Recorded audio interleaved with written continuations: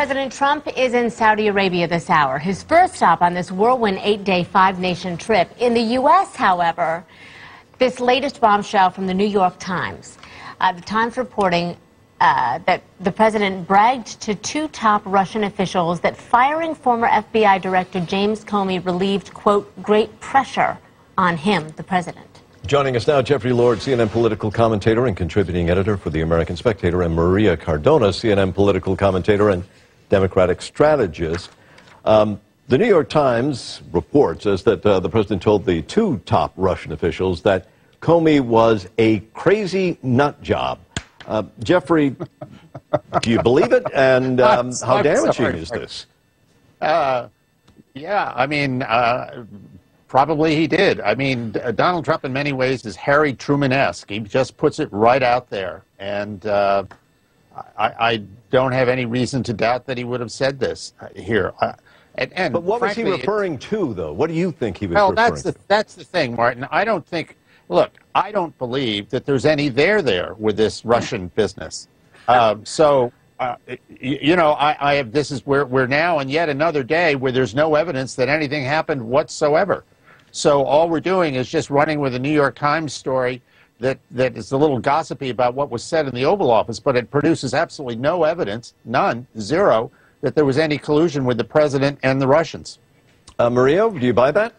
Absolutely not. I love Jeffrey, but he has got to take off his beer goggles when it comes to looking at Trump for what he is. Look, if there's no there, you don't get a special counsel appointed to the investigation. Not only that, but we can see with our own eyes what happened this past week. Look, Trump fires Comey, then the next day he invites into the Oval Office one of the biggest known spies and spy recruiters that are Russian, and not only makes fun of Comey, and we can laugh about that, and we all agree that that is Trump par for the course, but more importantly, he says to them that he fired Comey because he felt pressure about the Russia investigation, and now that pressure is gone. Donald Trump in the White House, I would argue, is the biggest accomplishment, or one of the biggest accomplishments in history of Russian operations and Russian intelligence.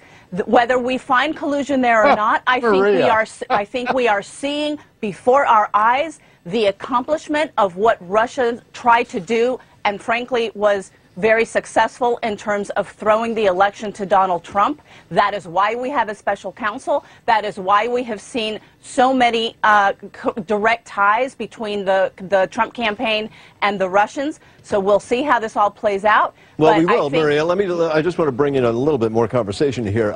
Jeffrey, we have a special counsel to investigate whether there was wrongdoing, not that it supports necessarily there was wrongdoing.